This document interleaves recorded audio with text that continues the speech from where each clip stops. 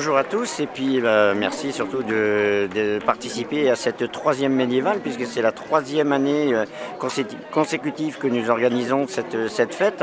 Nous avons commencé la première année avec 15 acteurs, la deuxième année 60 acteurs et cette année nous sommes à 150 acteurs et 40 artisans médiévaux. Donc ici on se trouve au site du château de La Noë-Sèche qui est visible le jeudi et le samedi après-midi de 15h à 18h. Et en fait cette propriété est une ancienne commanderie des chevaliers de Malte qui a été érigée en commanderie en 1604. Et nous sommes propriétaires de cette propriété depuis 1654 avec une petite interruption parce qu'elle a été vendue et elle est revenue par alliance dans la famille en 1830. Donc voilà un petit peu pour vous expliquer pourquoi cette maison s'appelle d'abord La Noë-Sèche. Alors ça, il faut le savoir, c'est que Noé en breton, c'est un dérivé, ça veut dire Nostand. Et Nostand, ça veut dire marécage. Et donc cette propriété a été construite sur des marécages et elle était entièrement entourée d'eau. C'est-à-dire que là où se trouvent les campements aujourd'hui, c'était un étang de 5 hectares qui a été asséché, c'est le dernier qui a été asséché en 1926. Alors pourquoi ça a été asséché? Malheureusement, je n'ai pas l'historique à ces niveaux-là. Et donc dans cette propriété, vous avez la possibilité de visiter à l'intérieur des tours une magnifique chapelle, mais qui en fait n'est pas une chapelle, c'est un oratoire. Et le bureau avec une magnifique bibliothèque où mon grand-père écrivait des livres puisqu'il était écrivain et il était également amiral puisque c'était l'amiral cavalier de Cuverville. Et dans cette propriété, vous avez également une salle d'armes dans laquelle sont entreposés tous les meubles. C'est très rare de trouver une salle d'armes meublée de l'époque avec un magnifique jubé puisqu'il y avait sur un côté façade une chapelle qui malheureusement a été détruite à la Révolution. On se rappelle du serment qu'on a fait. Alors, j'ai bien souvenance. Vous, d'ailleurs, c'est de là devient l'expression « je vais t'en coller une ». C'est bien, il y en a qui suivent là-bas. Bien. Pour devenir compagnon, vous avez été successivement galopin, page, escuyer et maintenant c'est le grand jour. Redites après moi le serment pour devenir milicien. Est-ce que vous êtes prêts? Oui. Je veux entendre, je le jure. Je serai loyal envers mes parents. Je le jure. Oh, plus fort, il ne vous croit pas, plus fort. Vous voulez de ma poudre d'étoiles? Vous savez, c'est de la poudre d'étoiles que je suis allé ramasser dans le ciel ce matin avant que le soleil se lève. On en met dans le creux du cœur ici, on fait un vœu et puis il se réalise tôt ou tard. C'est extraordinaire. Le temps ne compte pas. Ça peut être demain, après-demain, dans 8 jours, dans 1 an, dans 10 ans.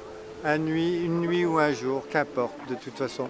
Voilà, la bonne poussière des étoiles.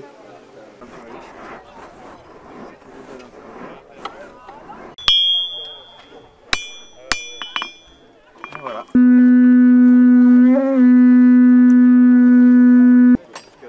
Il y avait une fois un paysan qui, sur la place du marché à la ville, se prit de querelle avec une bourgeoise du lieu.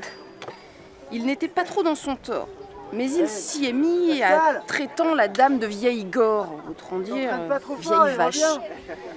Elle s'écrie, s'adresse à la police, car si lui était un peu rustique, elle était un peu pain-bêche. En fin finale, elle fait mener l'homme devant le juge. Le juge admoneste le paysan, le condamne à l'amende. Ainsi, dit l'autre, tout en malissé, en comptant l'argent à verser. Je n'ai pas le droit d'appeler cette dame vieille gore? Bah non, mon bonhomme, gardez-vous-en, si vous y revenez, il vous en comptera encore plus. Mais, monsieur le juge, si je rencontre une vieille gore, est-ce que je peux l'appeler honorée dame? Oh bah, si vous voulez, je n'y vois aucun inconvénient. Le paysan salue, se retire de la salle, et en passant devant la bourgeoise, à l'honneur donc de vous revoir, honorée dame. Merci. Faire débarquer les Vikings.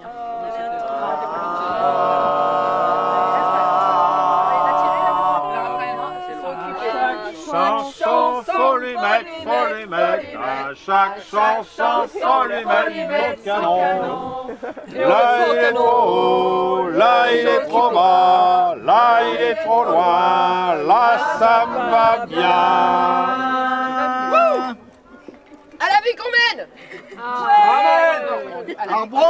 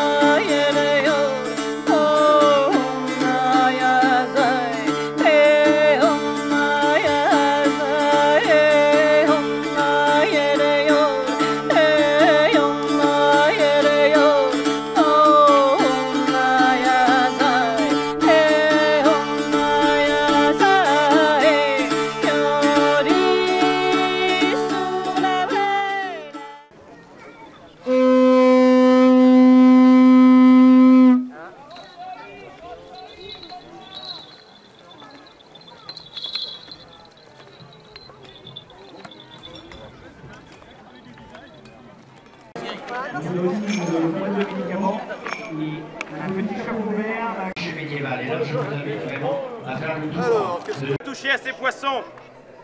Alors on va vous punir. Tous. Vous les jambes. Puisque vous avez fui. Vous allez être punis à devoir constamment soutenir le bras et la bouche. Toi le bras. Tu vas être puni à devoir, pour l'éternité, nourrir la bouche. Et toi, la bouche, tu vas devoir nourrir le bras et la jambe et tu seras leur poids pour l'éternité. Et c'est comme ça que toutes les jambes, tous les bras, toutes les bouches se sont réunies en individus séparés, 2 par 2 et une bouche. Et c'est comme ça que l'homme est apparu sur Terre.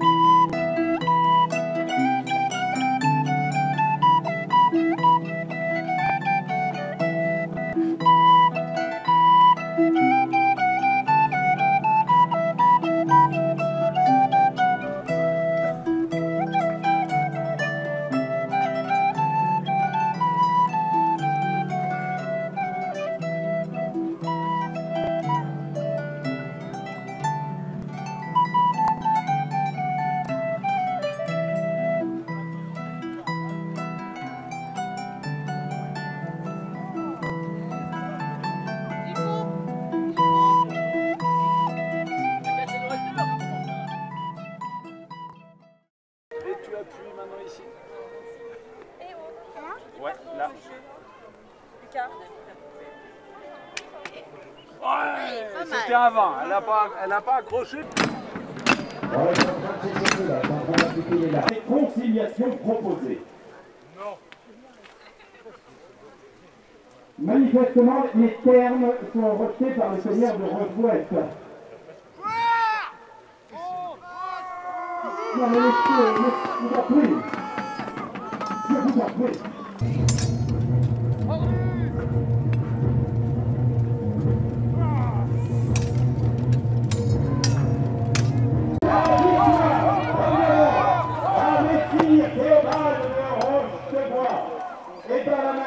La cause du Seigneur. Dis-moi ça fait chaque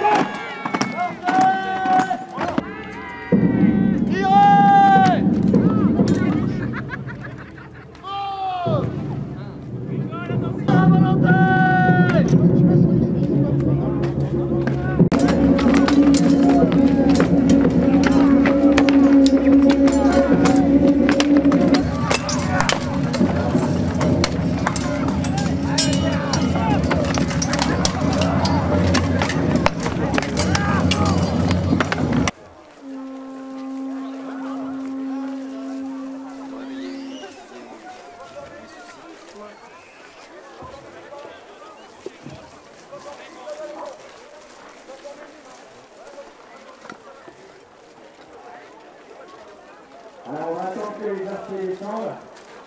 Voilà, c'est parti d'attaque de château.